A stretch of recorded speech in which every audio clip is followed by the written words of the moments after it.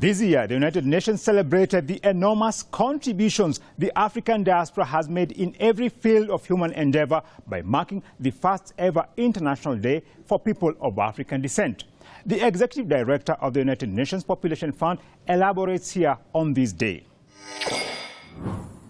This International Day is an opportunity to recognize and honor the extraordinary contributions of people of African descent around the globe, to appreciate our rich heritage and culture.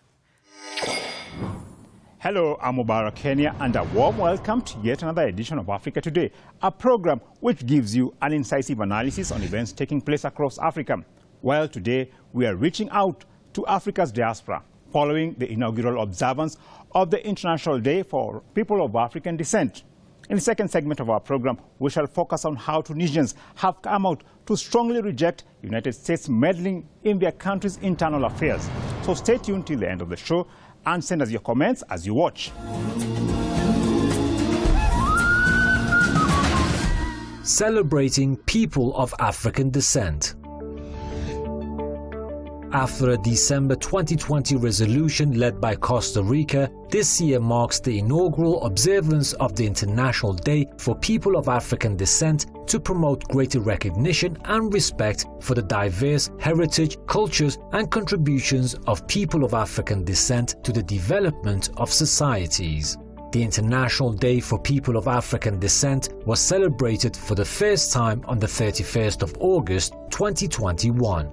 More than 200 million people in the Americas alone identify as being of African descent. Millions more are located worldwide outside the African continent. Whether as descendants of the victims of the transatlantic slave trade or as more recent migrants, they are amongst some of the poorest and most marginalized groups. Now, as the world marked the first International Day for People of African Descent, UN Secretary General issued a statement through his spokesman. Let's take a listen. First International Day of People of African Descent. In his message, the Secretary General said that this day is a celebration of the enormous contributions of people of African descent to every field of human endeavor. He added it is also long overdue recognition of the profound injustices and systematic discrimination that people of African descent have endured for centuries and continue to confront today. Now, for more on this subject, we contacted Dr. Macharia Munene, a United Nations expert on decolonization and professor of history and international relations at the United States International University in Nairobi. Thanks a lot for your time, sir. My pleasure. Now, our first question, what's your take on the decision by the United Nations to dedicate an International Day for people of African descent?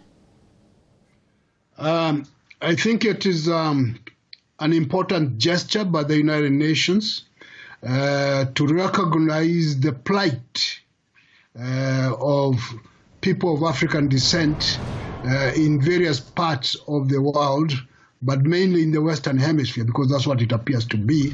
It's mostly a Western Hemisphere project, not so much Europe, but it's a very good recognition gesture that there are people who are under miserable conditions, not because of their choice, but because they found themselves structurally put there over centuries, and not as much attention to them.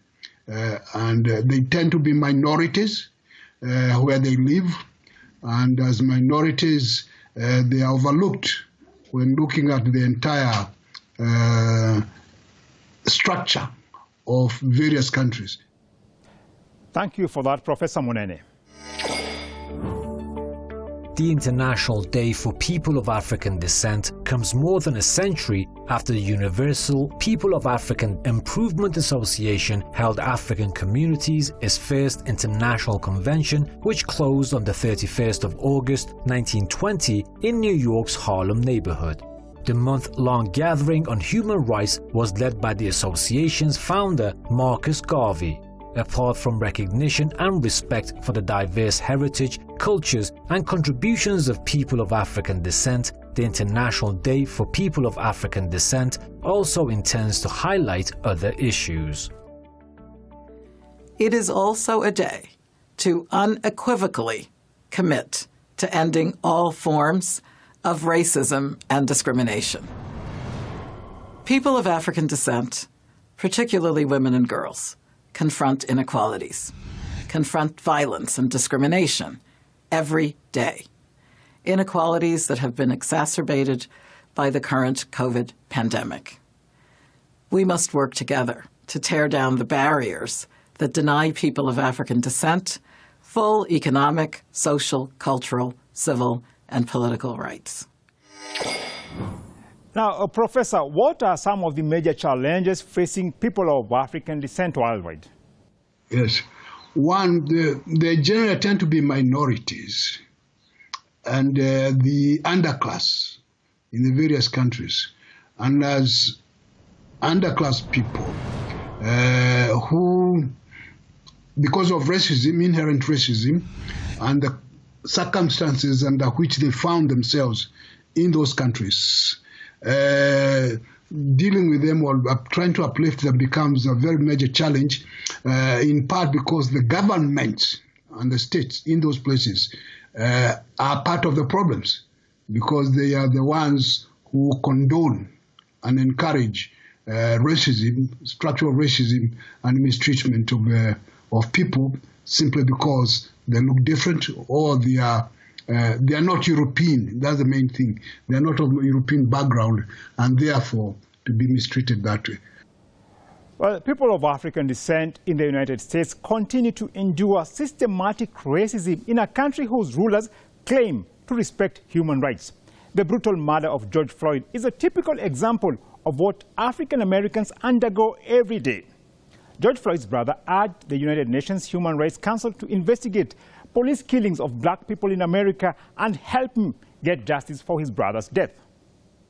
When people raise their voices to protest the treatment of black people in America, they are silenced, they are shot and killed. My brother George Floyd is one of the many black men and women that have been murdered by police in recent years. The sad truth is that the case is not unique. The way you saw my brother tortured and murdered on camera is the way black people are treated by police in America. You watched my brother die. That could have been me. I am my brother's keeper. You in the United Nations are your brothers and sisters keepers in America, and you have the power to help us get justice for my brother George Floyd. I am asking you to help him. I'm asking you to help me. I'm asking you to help us, black people in America. Well, the suffering of people of African descent has especially come into focus in the United States, which claims to champion democracy and human rights. Now, Professor, why are African Americans being subjected to institutional racism? The United States is a contradiction in itself. It espouses great ideas about democracy, human rights, and the way of the rights of people. But in practice, it does the opposite, especially when it comes to the African Americans. So the racism in the United States is structural, it is historical, it's long-lasting. What had happened in recent times, that racism appeared to have been camouflaged until last year or so, when there was the George Floyd issue of the police, and it was not the only one, where the police deliberately killed somebody just because he's black, and it captured the world imagination. But it is not a new thing. That's the problem. It is long-lasting. It is ingrained in the blood system, the veins of the American body politic, and therefore it occasionally flares up. The United Nations Human Rights Council recently urged global action, including reparations, to make amends for racism against people of African descent. The UN's Human Rights Chief, Michelle Bachelet, has been leading calls for reparations.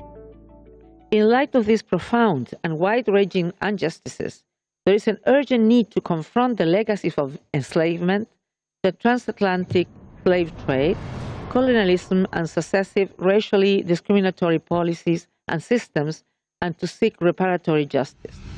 Despite some initiatives towards truth-seeking and limited forms of reparation, including memorialization, acknowledgements, apologies, and litigation, our research could not find a single example of a state that has comprehensively reckoned with the past or accounted for its impact on the lives of people of African descent today. How can the wrongs of slavery be redressed, and is it about time now to seriously address the issue of reparations for evils during slave trade and colonialism? Yes, it is time to consider reparations and rectification of the harm of slavery and colonialism.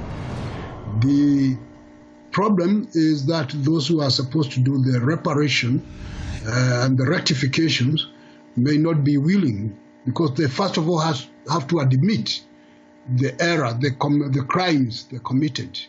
And if they do not admit, and this is not just individuals here and there, but the whole governing structure of the West has to acknowledge the crime, the crime of slavery, the crime of colonialism, and even sometimes people been said the crime of invasions. Now, if the organizers of countries, the people who run the country, the responsible people, do not admit that there were crimes, then there will be no reparations. 2019 marked 400 years since enslaved people arrived in America. Now, some African Americans are returning back to their roots in Africa. Here, one of the returnees who has applied for Rwandese citizenship speaks out. For me, and many of us, as you've seen from our group, what we want is to be able to live in peace, to be able to do business. We have a lot of talent that we want to share. We're not coming to take over. Yes. We're coming to be a part of what's going on. Now, Professor, there is a movement to return to Africa by some people of African descent from across the world. What is the significance of this move to return to their roots? Well, it's a sentimental move. It's emotional. It's a question of identification. And it's practical for a few people. And it's not new, because from the 1880s and 1890s, there was that effort for particularly the black elite in the Americas to say their home is Africa, therefore they should go back to Africa and be able to blend in, which is a good thing. It's seen in the same way with the Garvey movement in the 1910s and 20s. Go to Africa because that's where your home is, and go and fit in. So back to Africa movement is something that keeps on coming up when times are bad and people feel desperate in the West, particularly in the Americas. Thank you very much, Dr. Macharia Munene, a United Nations expert on decolonization, on the very emotional subject of the African diaspora. We now take a short break, and when we come back, we shall focus on the recent move by Tunisians to reject United States meddling in their country. So don't go away.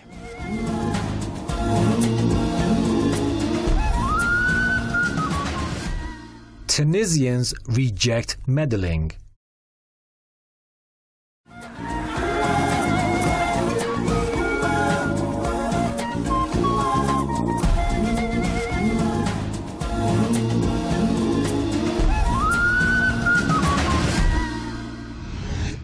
Tunisia's influential General Labour Union, UGTT, and two political parties recently turned down an offer to discuss the country's political crisis with a visiting U.S. congressional delegation, insisting they reject any foreign meddling in their country's crisis.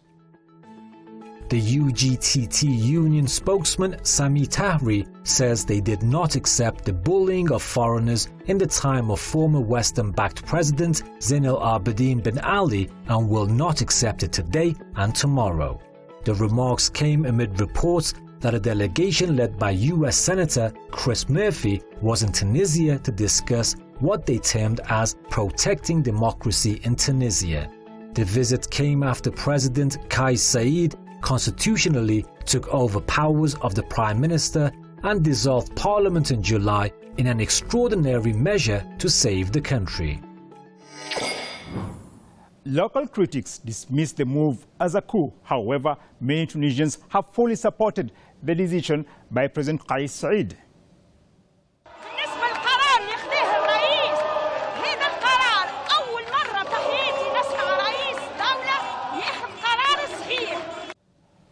Well, for more on the anti-US sentiments in Tunisia, we have contacted Elijah Magnia, journalist and political analyst. Thanks a lot for your time, sir.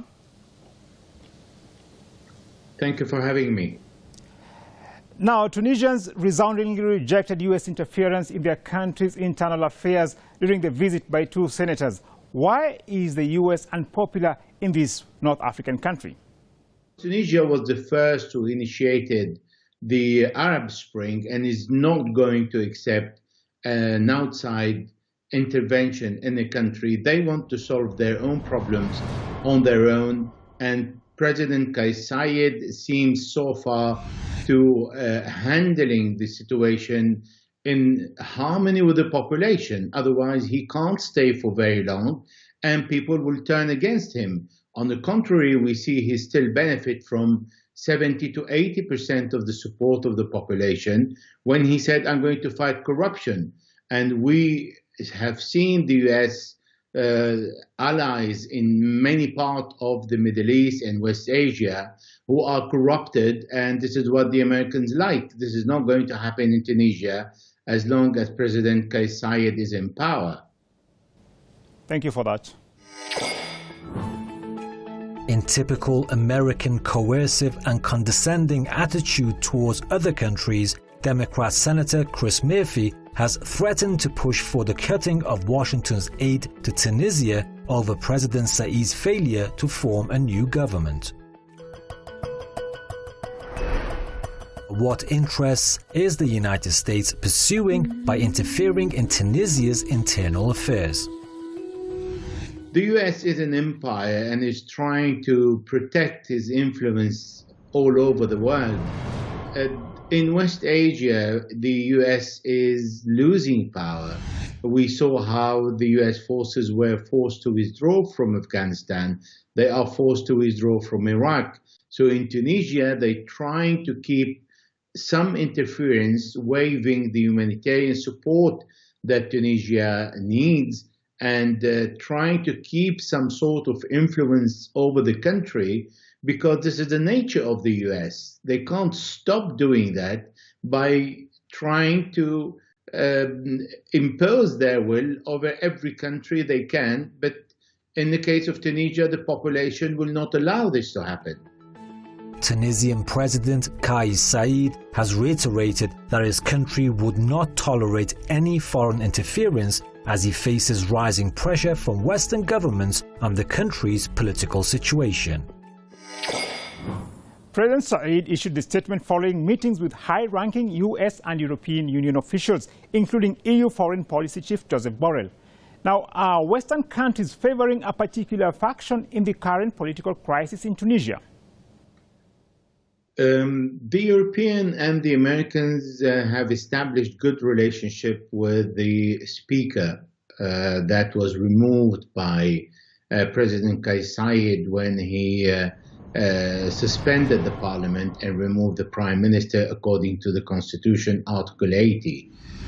And Tunisia is in the center of this part of Northern Africa, where countries around Tunisia can be affected by foreign intervention, by Europe, by the US, by any other intervention. This is why it is very important what is happening to Tunisia, particularly because the population is very much alive and can react and holds the final decision. This is why the Europeans and the Americans are trying to be as close as possible to the event in Tunisia, to grab the opportunity and try to impose the people they want or force something on President Kais Saied. Now, on July the 25th, President Said, who was elected in 2019, froze parliament, dismissed the prime minister, and assumed executive authority. The first decision is to freeze all the powers of parliament. The second decision is to lift the immunity of all members of parliament. The third decision is that the president assumes the executive authority with the help of a prime minister appointed by the president of the republic. Nearly 2 months after Said's move, he has still not appointed a new government, but has indicated he was preparing to change the country's constitution using existing constitutional means. However, Tunisia's parliament speaker and head of the Ennahda party insists the move is unconstitutional. These decisions have no basis in the constitution nor in the law. This is a coup against the constitution, against the 2011 revolution, and against liberties. President Said extended the suspension of parliament until further notice and says his intervention was needed to save the country from collapse. What really necessitated these dramatic measures?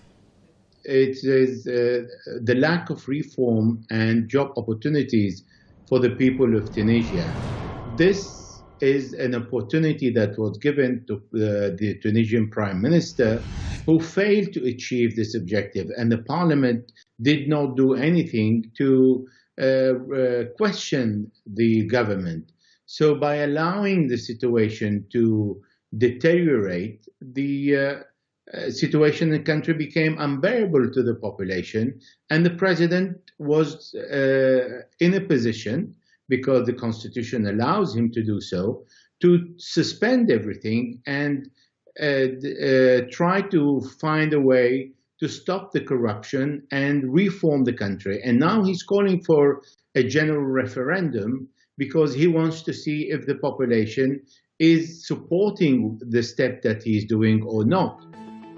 Saudi Arabia and Bahrain are arguably the least democratic Arab countries, yet they are wholeheartedly backed by the United States. It's quite clear that Washington pursues other imperialistic objectives and not democratic values as it claims. The United States claims to support democracy in Tunisia, while at the same time it tolerates dictatorial and repressive regimes in the region and other parts of the world. Now, what's the reason for such double standards? It is the nature of the Americans to do so. When they call upon democracy, and we see the President Donald Trump, for example, who hailed 15 times dictators in West Asia and the Middle East. So calling upon democracy is exactly what the Americans love to use when they want to interfere in a country. In Saudi Arabia, it's been a monarchy, a country that is named by a family that rules the country. And the Americans are very happy with that, as long as the Saudis are paying them enough money to keep them happy and to buy all the weapons they need. A very interesting perspective on how the United States pursues double standards in its foreign policy across the world. Thanks a lot, Mr. Magnia, for your time.